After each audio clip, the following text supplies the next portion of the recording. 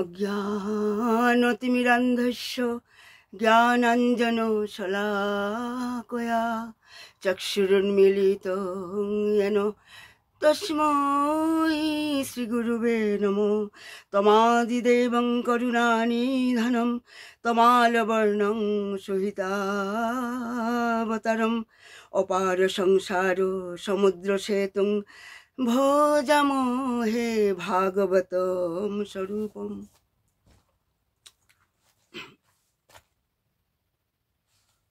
এই কলিযুগে ভগবান আসেন, তিনি স্বয়ং আসেন, কখনো ভগবান অংশরূপে আসেন, কলারূপে আসেন, আবেশ রূপে আসেন, আবার কখনো তার পার্শ্বদের তিনি পাঠান। মানে আমাদের জীবের মানে চৈতন্য সত্তাকে জাগৃত করার জন্য, সুপ্ত চেতন সত্তাকে জাগ্রত করার জন্য ভগবান আসেন। আর এইভাবে নয়তোবা তিনি তার অংশ সাংসকে পাঠান।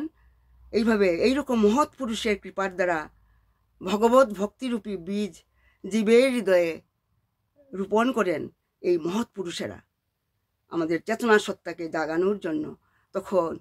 তখন ভগবানের চরণে, গুরুদেবের চরণে আমাদের মতি উৎপন্ন হয় এই মহৎ পুরুষের কৃপায়। মানে যস্য প্রসাদাৎ ভগবত প্রসাদ যস্য প্রসাদান্ন গতিকুত হপি। মানে এই জন্যই ভগবান তিনি প্রতিযুগে আসেন। আর আমরা দেখেছি যেভাবে চিত্রকেতু যখন পুত্রের মৃত্যুতে শোকাচ্ছন্ন ছিলেন, তখন সেখানে অঙ্গিরা এবং নারদমুনি এসে উপস্থিত হয়েছিলেন।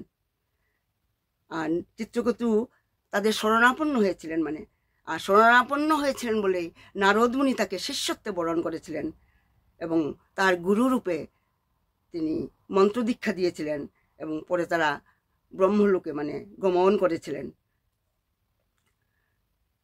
চিত্রকেতুকে তারা নারদমুনি ভক্তিযুগের উপদেশ দিয়েছিলেন। মানে তার কারণ প্রথমে চিত্রকেতুর মানে চিত্তে, হৃদয়ে মানে তিনি বিষয়ের প্রতি অত্যন্ত আসক্ত ছিলেন, তিনি সকাম কর্মে নিযুক্ত ছিলেন। কিন্তু পরে তার পুত্রের মৃত্যুতে তিনি যখন শোকাচ্ছন্ন হয়েছিলেন, তখন এই জড়জগতের অনিত্যতা সম্বন্ধে উপদেশ শ্রবণ করার পর তার হৃদয়ে বৈরাগ্যের উদয় হয়েছিল। কারণ নারদমুনি আর অঙ্গিরামুনি তাকে শোকাচ্ছন্ন দেখে তাকে ভক্তি মার্গের ভাগবত ধর্মের কথা বলেছিলেন। ভাগবত ধর্ম মানে যেখানে ভক্তি যুগের কথা, মানে ভাগবত ধর্ম মানেই হচ্ছে ভগবানের চরণে সমর্পিত হওয়া, মানে ভক্তি যুগের আশ্রয় করা। তাই ভক্তি যুগের কথা তারা উপদেশ দিয়েছিলেন, যার জন্য তার মানে এই হৃদয়ে মানে বৈরাগ্যের উদয় হয়েছিল। তিনি এই জড়জগতের অনিত্যতা সম্বন্ধে বুঝতে পেরেছিলেন, আত্মজ্ঞান লাভ হয়েছিল যে এই সংসারে কেউ কারো নয়, কে কার পুত্র, কে কার পিতা, কে কার মাতা, কে কার বন্ধু, তা সেই সবই ক্ষণস্থায়ী। মানে একমাত্র ভগবানেই হচ্ছেন মানে সত্য, মানে সত্যং পরং ধীমহি। মানে তাই এই তত্ত্ব জ্ঞান লাভ করে এই অনিত্যতা সম্বন্ধে উপদেশ শ্রবণ করার পর তার মনে মহারাজ চিত্রকেতুর মনে বৈরাগ্যের উদয় হয়েছিল। আর এই স্তরেই কেবল ভক্তি যুগের উপদেশ হৃদয়ঙ্গম করা যায়। যখন মনে বৈরাগ্য আসে অল্প হলেও, তখন এই ভক্তি যুগের উপদেশ আমরা হৃদয়ঙ্গম করতে পারি, আমরা আস্বাদন করতে পারি। আর মানুষ যতক্ষণ মানে এই জড়জগতের সুখ ভোগের প্রতি আসক্ত থাকে, ততক্ষণ সে ভক্তি যুগের পন্থা হৃদয়ঙ্গম করতে পারে না। মানে সেই জন্য ভগবদ্গীতায় সেটা স্পষ্ট করে ভগবান বলেছেন যে ভোগৈশ্চর্য প্রসক্তানাং তয়া অপরিতা চেতসাম ব্যবসায়াত্মিকা বুদ্ধি সমাধৌন বিধীয়তে। মানে তাই চিত্রকেতু বৈরাগ্য বিদ্যার দর্শন হৃদয়ঙ্গম করা মাত্রই ভক্তি যুগের পন্থা অবলম্বন করতে পেরেছিলেন। আর এই প্রসঙ্গে আমরা দেখেছি, আগেও আমি অনেকবার মানে আলোচনা আমরা করেছি যে সার্বভৌম ভট্টাচার্য তিনি এই বৈরাগ্য বিদ্যার সম্বন্ধে বলেছিলেন। কি বলেছিলেন? বৈরাগ্য বিদ্যা নিজ ভক্তি যুগ, বৈরাগ্য বিদ্যা নিজ ভক্তি যুগ। মানে কারণ বৈরাগ্য বিদ্যা এবং ভক্তি যুগ এটা হচ্ছে সমান্তরাল। মানে ভক্তি যুগ আর বৈরাগ্য বিদ্যা সমান্তরাল, একটিকে হৃদয়ঙ্গম করার জন্য অন্যটি অপরিহার্য। কারণ বৈরাগ্য না আসলে কখনো আমি ভক্তি মানে ভক্তি মার্গে প্রবেশ করতে পারবো না, ভক্তি যুগের মাহাত্ম্য আমি ভালোভাবে আমি হৃদয়ঙ্গম করতে পারবো না, বুঝতে পারবো না। তাই মনে প্রথমে বৈরাগ্য আনতে হবে। মানে তাই বৈরাগ্য বিদ্যার ভক্তির যুগ করতে সমান্তরাল, একটিকে হৃদয়ঙ্গম করার জন্য আরেকটি অপরিহার্য। মানে আর মহারাজ পরীক্ষিত তিনি মহারাজ চিত্রকেতু তার গুরুদেব নারদ মুনির কাছ থেকে তিনি দীক্ষা নিয়ে সেই দীক্ষা মন্ত্র তিনি জপ করতে করতে তিনি সিদ্ধি লাভ করেছিলেন এবং তিনি বিদ্যাধর লোকের আধিপত্য লাভ করেছিলেন। মানে এইভাবে মন্ত্র সাধনের ফলে মানে মহারাজ চিত্রকেতুর মন দিব্য জ্ঞানের প্রভাবে প্রদীপ্ত হয়ে গিয়েছিল এবং তিনি ভগবানের শ্রী পাদপদ্মে তিনি আশ্রয় লাভ করেছিলেন। মানে তাই আমরা দেখছি ভক্তি যুগের এতই মানে মাহাত্ম্য। মানে তাই আমরা এখন কিছু ভক্তির মাহাত্ম্য সম্বন্ধে, এই ভাগবত ধর্মের মাহাত্ম্য সম্বন্ধে আমরা কিছু রস আস্বাদন করবো। যে বৈরাগ্য লাভ করা উচিত, কিন্তু কিরকম বৈরাগ্য প্রশ্ন আসতে পারে মনে। কিরকম বৈরাগ্য? সেটা হচ্ছে ভবভক্তি নিষ্ঠাম। ভবভক্তি নিষ্ঠা মানে বৈরাগ্য তখনই সফল হয় যখন আমার মধ্যে ভক্তি মানে আসে। মানে তখনই সফল হয় বৈরাগ্য জীবনে। আর ঠিক সেইভাবে জীবনে জ্ঞান তখনই সফল হয়, একটা জ্ঞানী ব্যক্তি তখনই সফল হয়। মানে জীবনে জ্ঞান তখনই সফল হয় যেই জ্ঞানের সাথে প্রভুর ভক্তি মানে যুক্ত আছে। মানে জ্ঞানের সঙ্গে ভক্তি যুক্ত থাকতেই হবে। যেভাবে আমরা দেখেছি, এখন আমি প্রসঙ্গে, কারণ একটা কথা বলতে অন্য প্রসঙ্গ এসে যায়, চৈতন্য চরিতামৃতের প্রসঙ্গ এসে যায়, অন্য প্রসঙ্গ এসে যায়, কিন্তু সময়ের অনেক কম। যেভাবে উদ্ধব যিনি কৃষ্ণের পরম বন্ধু ছিলেন, কি সে জ্ঞানী ভক্ত ছিল, কিন্তু কৃষ্ণ চালাকি করে চতুর কৃষ্ণ বলা হয়েছে, তিনি উদ্ধবকে বৃন্দাবনে পাঠিয়েছিলেন ভক্তি শেখার জন্য, প্রেম শেখার জন্য। ভক্তি মানেই তো প্রেম। মনে যদি প্রেম না থাকে আমি ভক্তি কিভাবে করব? প্রেমটাই হচ্ছে ভক্তি। তাই বলা হচ্ছে জীবনে জ্ঞান তখনই সফল হয় যেই জ্ঞানের সাথে প্রভুর ভক্তি আছে, নইলে সেই জ্ঞান সেই বৈরাগ্যের কোনো মাহাত্ম্য নেই। যেখানে ভক্তি নেই, প্রেম নেই, ভালোবাসা নেই, সেই জ্ঞান সেই বৈরাগ্যের কোনো মাহাত্ম্য নেই, সেটা শূন্য। মানে সেই জ্ঞান শূন্য, সেই ভক্তি শূন্য, যেখানে কোনো রস নেই। মানে কারণ ভক্তি মানেই তো রসে পরিপূর্ণ। যেখানে কোনো রস নেই সেটা শূন্য। মানে আজকাল আমরা দেখেছি যে যিনি খুবই জ্ঞানী ব্যক্তি, মানে অনেকে তো অনেক জ্ঞান, অনেক শাস্ত্র মানে অধ্যয়ন করেন, বেদান্ত অনেক পারদর্শী, মানে অনেক জ্ঞান আছে, অনেক জ্ঞানী, নিজেকে খুব জ্ঞানী বলে ভাবেন। তখন সেই জ্ঞানী ব্যক্তি মানে যখন ভক্তি মার্গের মানে তখন তিনি কিছু তিরস্কার করতে আরম্ভ করেন। যেভাবে যখন আমরা ভক্তরা যখন কীর্তন করে, যখন হরিনাম জপ করি, ভগবানের নাম করি, হাতে মানে কি বলে ঢোল বাজায় বা মৃদঙ্গ বাজায়, তখন অনেকে মানে উপহাস করে, বলে যে একই করা হচ্ছে, মানে এসব করে কি লাভ হবে? এই রাধারানীর নাম গাইলে, কৃষ্ণ নাম গাইলে, হাতে তালি বাজালে কি লাভ হবে? হ্যাঁ, কিন্তু এটাই সত্য যে আমি যতই আমার জ্ঞান থাকুক, যতই আমি তপস্যা করি, হিমালয়ে গিয়ে সারা জীবন আমি তপস্যা করেও, চোখ বন্ধ করে আমি তপস্যা করি, আমার নিজের ইন্দ্রকে আমি মানে কন্ট্রোল করার আমি সারা জীবন তপস্যা করেও যে ফল লাভ হয় না, মানে সেটা একমাত্র একবার যদি আমি ভগবানের জন্য আমি প্রেম করি, ভগবানকে আমি সারেন্ডার মানে করি, আমি যেটাকে বলা হয়, বাবা একটা ওয়ার্ডটা বলেন, কি বলা হয় এটা আমি এইমাত্র ভুলে গেছি, স্পন্টেনিয়াস। বাবা বলেছেন স্পন্টেনিয়াস ডিভোশন, মানে স্বতঃস্ফূর্ত ভক্তি, মানে স্পন্টেনিয়াস ডিভোশন। সেটা মানে এই হিমালয়ে তপস্যা করার ফলে, সারা জীবন ধ্যান করার ফলে যে ফল লাভ হয় না, একবার ভগবানের জন্য আমি ভগবানের নাম গুণগান করি, তাকে আমি ভালোবাসি, তখন দেখা যাবে যে ভগবান স্বয়ং এসে বংশী বাজিয়ে এসে সামনে এসে প্রকট হবেন। মানে তখন ভক্তকে আর ভগবানের পিছনে মানে দৌড়াতে হবে না, ভগবান ভক্তের পিছনে দৌড়াবে তখন, কারণ ভক্তবৎসল ভগবান। তাই বলা হচ্ছে এটাই এইরকমই ভক্তির এত মাহাত্ম, মানে সেটা আমাদেরকে বুঝতে হবে। ভক্তির এত মাহাত্ম, যেটা মহারাজ চিত্রকেতু, যিনি সকাম কর্মে নিযুক্ত ছিলেন, পুত্র সুখে সুখাচ্ছিন্ন ছিলেন, কিন্তু তত্ত্বজ্ঞান লাভ করার পর তার হৃদয়ে বৈরাগ্য এসেছিল। এই জীবনের অনিত্যতার সম্বন্ধে তিনি বুঝতে পেরেছিলেন, এবং যার ফলে তার মনে প্রেমের উদয় হয়েছিল, কারণ তিনি ভক্তি মার্গে প্রবেশ করেছিলেন। এবং বিদ্যাধর মানে লোকে তিনি গমন করেছিলেন। ভক্তের জন্য ভগবান নাচেন, ভগবান প্রকট হন, মানে যেভাবে গোকর্ণজি, আপনারা নিশ্চয়ই জানেন সেই কথা, লীলাটা, যে গোকর্ণজি তার পিতা আত্মদেবকে বলেছিলেন যে মোক্ষের পথে তুমি যাও পিতা, তুমি মোক্ষের পথে তুমি চলে যাও। হ্যাঁ, তখন গোকর্ণজি তার ভাই দুন্ধুকারী যে প্রেত হয়ে জন্মেছিল মৃত্যুর পর, সে অনেক পাপ কাজ করেছিল, তার প্রেত জনি সে লাভ করেছিল। আর প্রেত জনি লাভ করেছিল ব্যক্তিকে, তার পাপ কর্মই তাকে শেষ করে দেয়, মানে পাপ কর্মই তাকে শেষ করে। এটা মানে ভাগবত বলছে, এটা ভাগবত বলছে। কারণ নিজকৃত কর্মই তার মানে 4 বছর পরেই হোক, 10 বছর পরেই হোক, 20-20 বছর পরেই হোক, সে মানে তার পাপের ফল ভোগ করতেই হবে, মানে এটা চিরন্তন সত্য। মানে এই ব্যক্তি, যে ব্যক্তি মানে এভাবে এই কি বলা হয়, ধুন্ধুকারী এতই পাপ কর্ম করেছিল যে সে প্রেত জুনি লাভ করেছিল, যার ফলে সে গোকর্ণ ভগবত সপ্তাহ করেছিল তার ভাইকে মুক্তি দেওয়ার জন্য।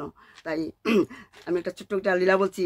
এক ব্যক্তি তার গুরুদেবের কাছে গিয়ে বলল, হে গুরুদেব, আমি অনেক পাপ কর্ম করেছি, আমি অনেক ভুল কাজ করেছি, আমি অনেক, কিন্তু আমার এখন আফসোস হচ্ছে। আমাকে গুরুদেব আপনি বলেন, আমি এই পাপ থেকে আমি কবে মুক্তি পাবার কি উপায় আছে? মুক্তি কি পাবার কি কোনো উপায় আছে মুক্তি পাবার?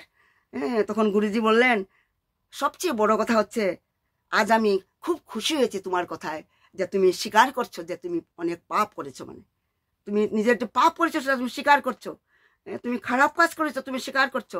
আজকাল তো মানুষ কখনোই সেটা স্বীকার করে না যে সে খারাপ কাজ করছে, পাপ কর্ম করছে, লুকিয়ে রাখে। পাপ কর্ম করলেও লুকিয়ে রাখে, ভুল কাজ করলে লুকিয়ে রাখে। আর তাই বলা হয়, মানে পাপ কর্ম লুকিয়ে রাখলে কি হয়, পাপ আরও বাড়ে।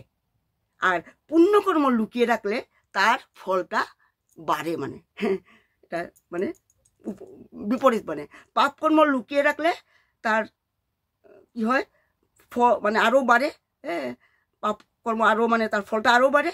আর পুণ্য কাজ লুকিয়ে রাখলে তার ফল বাড়ে, মানে তাই ভগবানের কাছে মানে আমরা যখন আসি, গুরুদেবের কাছে যখন আসি, আমাদেরকে আমাদের ভুল, আমাদের কি আমরা যদি ভুল করে থাকি সেটা স্বীকার করতে হয়, মানে তাই ভগবানের কাছে, গুরুদেবের কাছে নিজের অপরাধ স্বীকার করতে হয়, নাইলে অপরাধের বোঝা মানে বাড়বেই, মানে বাড়তেই থাকবে। মানে সেই ব্যক্তিটা যে গুরুদেবের কাছে এসেছিল, সে সাধুর কাছে এসেছিল তার অপরাধের বোঝা কমানোর জন্য, যে তখন গুরুদেব বললেন, হে বেটা, আমি আমি আমি তোর কপাল এখন আমি পড়ছি, তোর ভাগ্যরেখা আমি পড়ছি, আমি পড়ে দেখছি তুই এখন পাপের কথা এখন ভাবিসই না। আমাকে আজ একটা খুব জরুরি কথা, আজকে আমি খুব একটা ইম্পর্টেন্ট কথা আমি তোকে আমি বলবো আজ, এই কথা তুই শুন মন দিয়ে। তোর ভাগ্যরেখা বলছে যে তোর 1 মাসের মধ্যে তোর মৃত্যু হবে, মানে তোর আয়ু মাত্র 1 মাস আছে। মানে যেভাবে পরীক্ষিত মহারাজের আয়ু ছিল 1 সপ্তাহ মাত্র। 1 সপ্তাহ ভাগবত কথা শ্রবণ করে তিনি গোলক বৃন্দাবনে গিয়েছিলেন মহারাজ পরীক্ষিত। আর সেই এই পাপ কর্ম যে করেছে সেই ব্যক্তিটা গুরুদেবের কাছে যখন জিজ্ঞাসা করলো, গুরুদেব বলল 1 মাস বাকি আছে তোর, মানে তোর 1 মাস পরে তোর মৃত্যু হবে, আয়ু মাত্র 1 মাস আছে। এটা শোনা মাত্র সেই ব্যক্তিটা তার মানে হুশ উড়ে গেল। মানে গুরুদেব আপনি কি বলছেন, আপনি সেটা কি ঠিক? তখন গুরুদেব বললেন, আমি ঠিকই বলছি। তখন সেই ব্যক্তিটা সে সেখান থেকে চলে গেল, প্রস্থান করলো, কিছুই না বলে। মানে সবার সঙ্গে কথা বলা বন্ধ করলো, লোকের সাথে মেলামেশা বন্ধ করলো। সে মানে বাড়িতে গিয়ে তার পুত্র স্ত্রী মা বাবা সবাই ছিল, কারোর সঙ্গে কথা না বলে হাতে মালা নিয়ে সে জপ করতে আরম্ভ করলো। মানে নিরন্তর সে গুরুদেবেরই জপ করছে। যে কোনোদিন গুরুদেব তাকে আগে অনেক বুঝিয়েছিল এই পাপ কর্ম না করার জন্য, কিন্তু সে শুনেনি। বা গুরুদেব বুঝাতো জপ করো, সে প্রায়ই গুরুদেবের কাছে আসতো, কিন্তু সে আজ সেই গুরুদেবের কথা মতো যে আগে বলেছিল, যার কথা শুনেনি, আজকে সে মৃত্যু অবিসম্ভাবী, 1 মাস পরে মৃত্যু হবে ভেবে সে জপ করতে আরম্ভ করলো। দিন রাত সে জপই করছে। হ্যাঁ, আর কি হলো, বাড়ির কারোর সাথে সে কথা বলছে না। আমাকে তখন সবাই বলছে, কি হয়েছে, কথা বলছো না কেন, তোমার কি হয়েছে? তখন সে বলছে, মা বাবাকে স্ত্রীকে বলছে, আমাকে একলা থাকতে দাও, আমাকে তোমরা ছেড়ে দাও আমাকে। আমার মৃত্যু 1 মাস পরে আমার মৃত্যু হবে। এটা যখন এই মনে আসে তার, তখন এসে হাতে মালা নিয়ে বসে যায়, জপ করতে আরম্ভ করে। এইভাবে জপ করতে করতে 1 মাস হয়ে গেল। 1 মাস হওয়ার পর 1 দিন গেল, 2 দিন গেল, 3 দিন গেল, এইভাবে 10 দিন পেরিয়ে গেল। 1 মাস 10 দিন হয়ে গেল। তবুও তো সে দেখলো যে আমি এখনো বেঁচে আছি, গুরুদেব তো বলেছিলেন আমার 1 মাস পরে মৃত্যু হবে। তখন সে গুরুদেবের কাছে দৌড়ে চলে গেল, ছুটে গিয়ে বলল, গুরুদেব, প্রণাম করে বলল, গুরুদেব 1 মাস 10 দিন হয়ে গেল, 1 মাস পেরিয়ে গেছে, 10 দিন হয়ে গেল, 10 দিন আরো বেশি হয়ে গেছে, আমি তখন আমার মৃত্যু আসেনি। তখন গুরুদেব বলল, তখন বললো যে আচ্ছা একটা কথা বল, এই যে 1 মাসের মধ্যে তুই কোনো কি পাপ কাজ করেছিস? এই 1 মাসে কোনো পাপ কাজ তুই করেছিস নাকি? তখন সে বলল, গুরুজি আপনি পাপের কথা বলছেন, আমি তো এই 1 মাসে শুধু মালা নিয়ে জপই করছিলাম। আমি শুধু জপ করছি, দিন রাত জপ করছি, আমি তো ঘর থেকে বেরোইনি। মা বাবা স্ত্রী ছেলে আমার আত্মীয় স্বজন, তাদের সবার থেকে আমি আমার শেষ হয়ে গেছে, আমার মুখ আমি শেষ হয়ে গেছে, শুধু নামেই করছি, আমি জপেই করছি, আর ভাবছি আমার সময় এসে গেছে, সেটাই ভাবছি। তাই আমি একটা পাপও আমি করিনি, একটা পাপ কাজও আমি করিনি। তখন গুরুদেব বললেন, তাই এখন থেকে তুমি এটাই চিন্তা করো যে 1 মাস নয়, 1 দিন না 1 দিন উপরে তোমাকে যেতেই হবে। প্রতিটা মুহূর্তে যদি আমরা ভাবি আমার মৃত্যু অবিসম্ভাবী, 1 দিন না 1 দিন আমাকে যেতে হবে এই পৃথিবী ছেড়ে। তাই বললেন গুরুদেব যে শুধু 1 মাসের কথা ভাববে না, যে 1 দিন না 1 দিন উপরে যেতেই হবে। তখন তোমার সমস্ত অপরাধ যে পাপ করেছিলে সব দূর হয়ে যাবে এই নাম জপের মাধ্যমে। নাইলে তুমি যখন মৃত্যুর পর যখন ভগবানের কাছে যাবে, তুমি ভগবানের কাছে গিয়ে ওখানে কিভাবে মুখ দেখাবে? তাই ওখানে যাওয়ার জন্য তুমি প্রস্তুত হও, আমাদেরকে প্রস্তুতি নিতে হবে, রেডি হতে হবে, যার জন্য বাবা এই সৎসঙ্গের ব্যবস্থা করে দিয়েছেন। ঠিক সেইভাবে গোকর্ণজি সেই ধুন্ধুকারীকে, তার ভাই ধুন্ধুকারীর থেকে ধুন্ধুকারীকে ভগবত কথা শুনিয়ে তাকে তার প্রেত জুনি থেকে মুক্তি দিয়েছিল। ধন্যা ভাগবতী বার্তা, ধন্যা ভাগবতী বার্তা, ধন্যা ভাগবতী বার্তা প্রেত প্রীতা বিনাশিনী। ধন্য এই ভাগবতী কথা, ধন্য, কারণ এই ধুন্ধুকারীর মতো পাপীকে প্রেত জুনি থেকে মুক্তি দিয়ে ভগবানের কাছে প্রেরণ করেছিল। সেই ধুন্ধুকারী এত মার্ডার করেছিল, মানুষকে হত্যা করেছিল, চুল লণ্ঠন, এমনকি তার মাকে মেরে ফেলেছিল, পিতাকে খুব কষ্ট দিয়েছিল। সেই ধুন্ধুকারীর মতো পাপীরও মুক্তি হয়ে গিয়েছিল, সে বৈকুণ্ঠে গমন করেছিল ভাগবত সপ্তাহ শুনে, ভাগবত কথা শুনে। কিন্তু সেই শোনাটা শোনার মতো করতে হবে, মনোযোগ দিয়ে শুনতে হবে। তাই আমরা দেখছি যে আমরা এত ভাগ্যশালী যে আমরা প্রেত জুনি না পেয়েও আমরা ভাগবত কথা শোনার সৌভাগ্য আমরা লাভ করেছি। আমরা প্রতিদিনেই তো ভাগবত কথা এই বলা হয় এই আমাদের শিবানন্দ বাবার সৎসঙ্গে, সকালেই হোক আর শনিবারের বিকালেই হোক। তাই ধুন্ধুকারী প্রেত জুনি পেয়েও ভাগবত কথা শুনেছিল আর তার মুক্তি পেয়ে গিয়েছিল।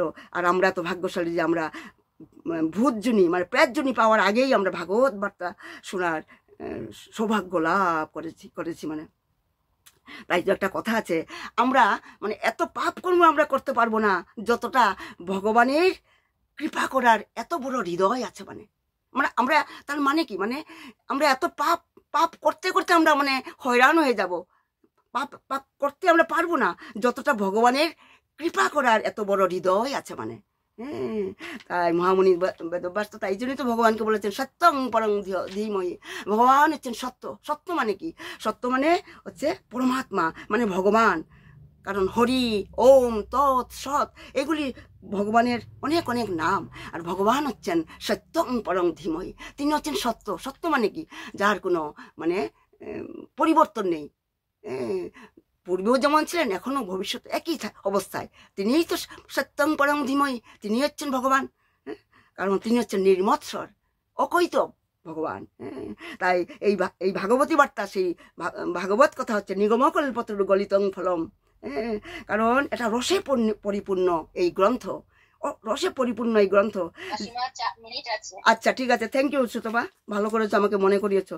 জীবনে আমাদের এটা প্রয়োগ করা উচিত। গ্রন্থ আমাদের জীবনে সমস্ত গ্রন্থ, এই ভাগবত বার্তা, ভাগবতী বার্তা, এই গ্রন্থ, এই শ্রীমদ্ ভাগবতম এই গ্রন্থ আমাদের জীবনের গ্রন্থকে খুলে দেয়। মানে শুধু তাই তো, শুধু গ্রন্থকে পূজা কারণ গ্রন্থটাকে বাড়িতে রেখে পূজা করলেই হবে না।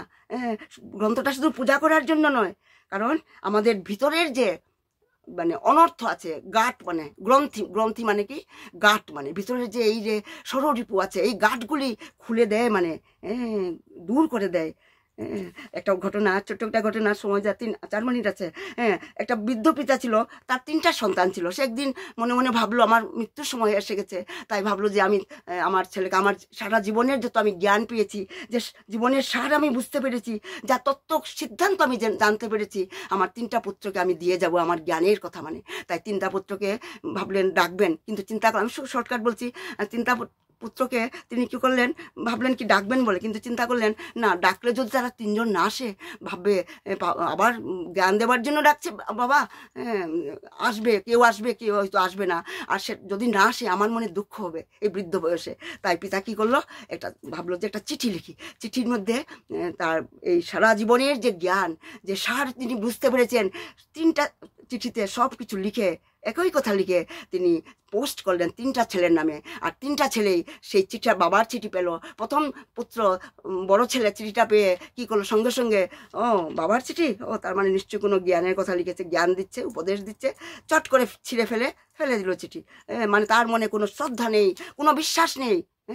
তা সেই বড় ছেলে, তারপর দ্বিতীয় ছেলে, মেজো ছেলে,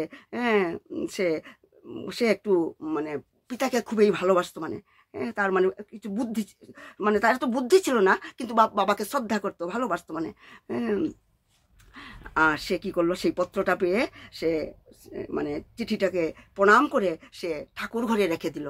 আর রোজেই ঠাকুর পূজা দেয়, আর চিঠিটাকেও সে পূজা করে, কারণ বাবাকে সে ভালোবাসত, শ্রদ্ধা করতো।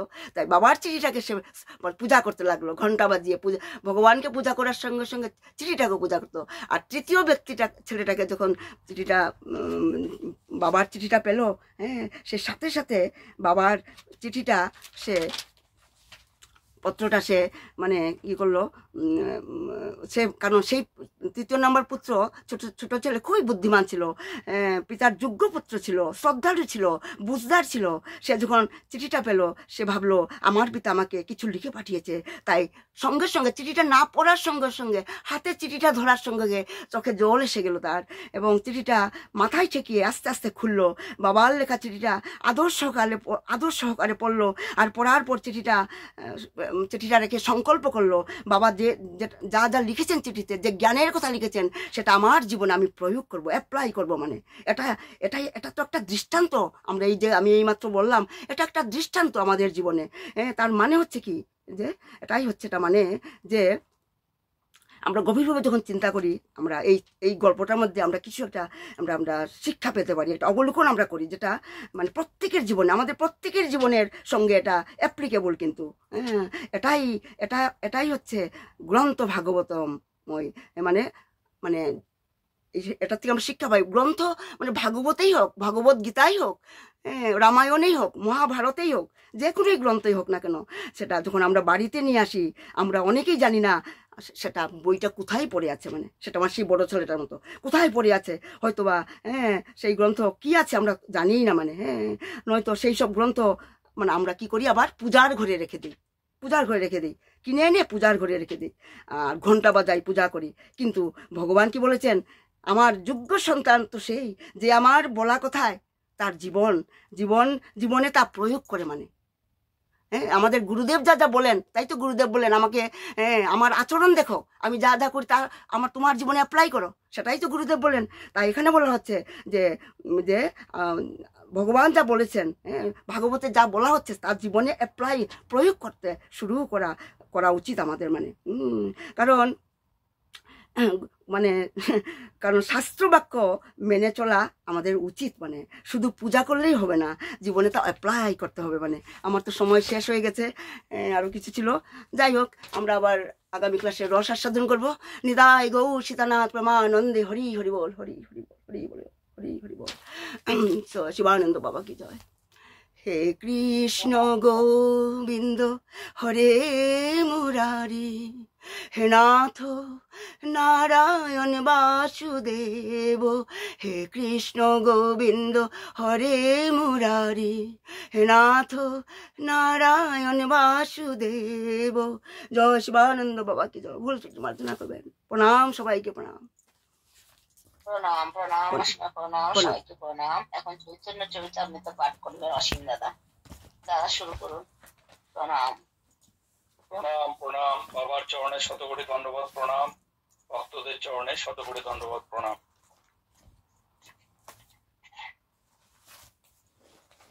অচিন্ত কুমার সেনগুপ্ত রচিত গৌরাঙ্গ পরিজন গ্রন্থে